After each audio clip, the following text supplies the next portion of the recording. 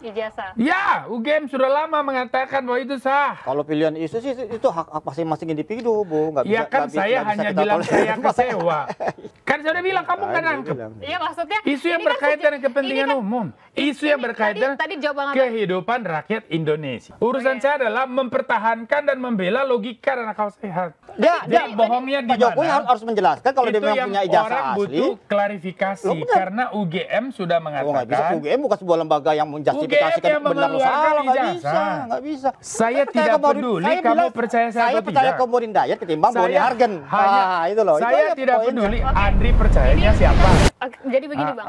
Oke, kita udah dapatkan tadi perspektif. Iya. Penetapan tersangka ini pasti juga membuat kaget publik. Akhirnya ada yang pihak tersangka. Ibaratnya seperti ini. Perjalanannya kok publik kaget? Dari mana kagetnya publik? Begini Bang, begini. Publik yang mana? Kalau kamu baca dengan cermat semua media ya, semua media ini ya. kita sambil ini saya tahu. Saya itu teman-teman yang nonton kamu.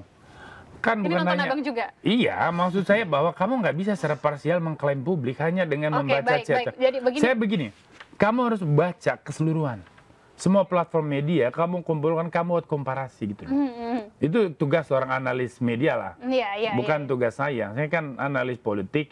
Yang sebentar lagi analis hukum juga karena saya lagi selesaiin hukum nih, sekolah hukum. Oke. Nah, maksud saya bahwa masyarakat ini juga kan mengalami fraksionalisasi. Paham kan? Masyarakat juga mengalami pengelompokan berdasarkan arus kepentingan, arus pandangan, ideologi, gagasan.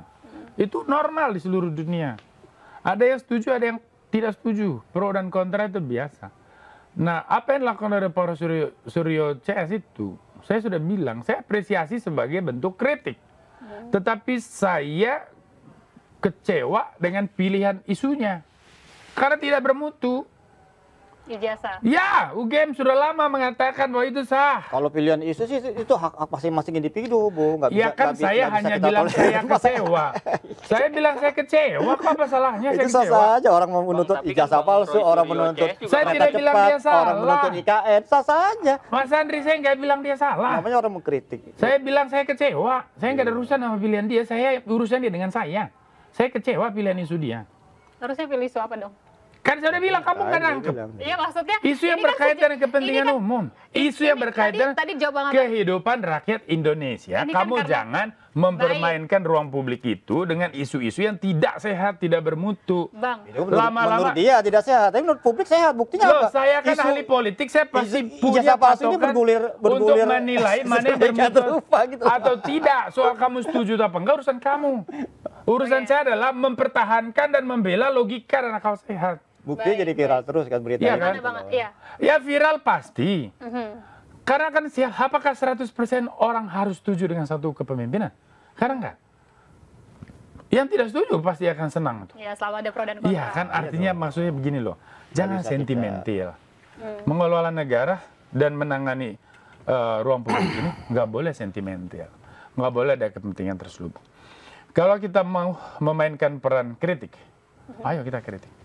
Saya setuju. Memang harus banyak kritik. Hadirkan, tetapi kritik yang berkaitan kepentingan umum, berkaitan dengan pengelolaan negara, dan itu memberikan edukasi kepada masyarakat. Jadi jangan memainkan kritik yang tidak mendidik. Banyak sekali orang yang saya jumpai di forum-forum seminar di daerah, kemanapun saya pergi mengatakan, kenapa sih ada orang kayak Roy CS, kok ngangkat isu yang apa hubungannya dengan kami ketika kami kesulitan bayar rumah sakit, ketika kami kesulitan untuk sekolahin anak dan sebagainya, apa hubungannya? Gitu loh maksud saya. Tolonglah mainkan isu yang membela kepentingan rakyat. Jangan intensinya hanya menyerang Jokowi, terus kemudian tidak peduli apakah serangan ini ada hubungannya dengan kepentingan bangsa dan negara Republik Indonesia. Bang Adrian. Nah itu tuh. Kalau hemat saya sih apapun yang dilakukan oleh kawan Studio itu melakukan pendidikan politik terhadap rakyat banyak. Kenapa? Karena ini menyangkut moral hazard bahwa seorang pemimpin itu nggak boleh bohong. Itu poinnya gitu loh. Ketika seorang pemimpin itu dari awal dia bohongnya di mana Mas Andri? Itu yang publik jangan tanya. dipotong terus dong. Ketika Anda ngomong saya nggak pernah potong. Ini kan boleh potong. Oh nggak bisa dong. Ini waktu saya akan bicara saya kan belum selesai. Bohongnya di mana? Ini mau saya jelaskan. Iya, saya mau jelaskan. Itu yang orang sampai hari ini mau saya jelaskan, ya kan? Enggak. Saya nggak suka dalam diskusi itu kalau tidak mendidik. Jadi bohongnya di Pak Jokowi mana? harus menjelaskan kalau dia Itu memang yang punya ijazah orang asli. butuh klarifikasi Loh, benar. karena UGM sudah Oh, nggak bisa. mengatakan UGM bukan sebuah lembaga yang menjustifikasikan UGM yang benar atau mengeluarkan salah. Nggak ijazah. bisa, nggak bisa. UGM itu bukan lembaganya, bukan lembaga yang menyatakan A, B, C, D, nggak bisa. Gitu. yang bisa mengatakan ijazah itu sah atau tidak itu UGM. Kepolisian hanya bisa mengulang pengesahan itu.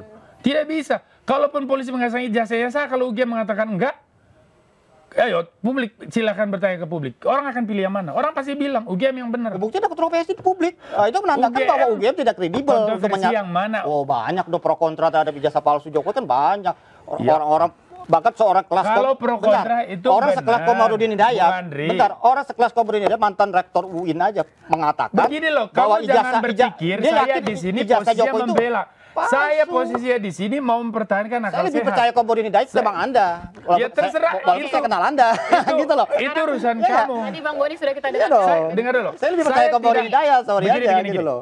Ini yang Andri tidak paham tentang saya. Nggak percaya. Saya percaya tidak Komarudin. peduli Saya kamu bilang, percaya saya atau percaya tidak. Komarudin Hidayat ketimbang Boni Saya Hargen. hanya, Itu loh. Itu saya aja tidak poinnya. peduli Oke. Andri Ini percayanya kita siapa. sudah 1 Bentar jam. dulu. Sudah 1 jam, Abang. Saya Sudah nggak 1 jam. percaya Abang Andri tadi datang terakhir. percayanya Abang, siapa. Kita bagi waktu sesuai Bentar dengan dulu. ini ya, Bang.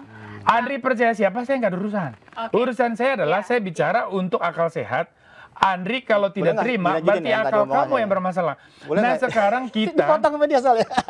bukan. Berarti nggak fair. Kan maksudnya gitu loh, mau percaya si A, si B, dan jangan percaya Boni Hargens, ya urusan kamu, saya nggak akan intervensi. Iya, Urusan saya adalah saya mengatakan logika sehat yang harus bisa Kalau seorang diterima Demokrat itu nggak boleh oleh semua orang. memotong. Ya Nah, kan, opini. Wah, nggak ada urusan lah, Demokrat Lawan potong memotong. bicaranya dong. Demokrat Kita itu lagi bicara soal kita lagi bicara paradigma, dipotong-potong. cara berpikir, bukan soal Iya. mulut kamu cuap-cuap, tapi ini soal logika berpikir. Makanya dengarkan Dan dulu sikap. logika kita, jangan logika kamu terus yang menurut kamu benar. Belum tentu juga Iya, publik bukan. menyakini logika Saya kamu juga nggak benar. bilang, Pak. Iya kan? Ya sudah, oke.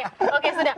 Masa yakin logika kamu benar? Ya sudah dong. Bukan. Semuanya Iya dong. balik lagi ya ke tema kita ya. Tadi sudah disampaikan dari iya, benar. pandangan dari Bang Boni. Sekarang Pandangan bagaimana? saya. Ya, kita Ini kan dengarkan. ini dari awal. Bukannya dia udah sejam sendirian dari awal? Belum dong. Kan Anda kan belum datang. Iya, tadi. jadi Sekarang Ya, Anda makanya datang. saya kan- Sekarang Anda Bang, datang, tadi makanya sudah kita jelasin kasih gitu kesempatan loh. izin. Kita nanti respon. Abang bisa merespon lagi nanti.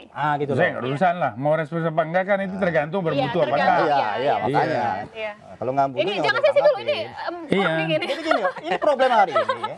Ini publik, bentar, publik harus tahu ya, kenapa ijazah Jokowi menjadi kontroversi, menjadi guliran publik yang tidak ada intinya, karena didasari oleh subjektivitas dari personal Jokowi. Personal Jokowi itu apa? Tukang bohong. Pertama apa? Dia bilang soal SMK dari awal dia berita dia tukang bohong. Kedua itu IKN, aku nggak bohong ikutan lagi lah. dia. Ketiga soal WUS, bohong lagi. Jadi ketika soal ijazah, orang nggak yakin. Dia ini bohong apa enggak? Itulah menjadi guliran kontroversi terus-menerus. Andai kan dia seorang yang tidak tukang bohong, ketika dia bilang saya punya ijazah, orang percaya, oh iya benar. Tapi karena dia dikenal publik tukang bohong, ya kan? Akhirnya ketika kasus ijazah ini bergulir, itu menjadi terus kontroversi, Mbak, gitu loh.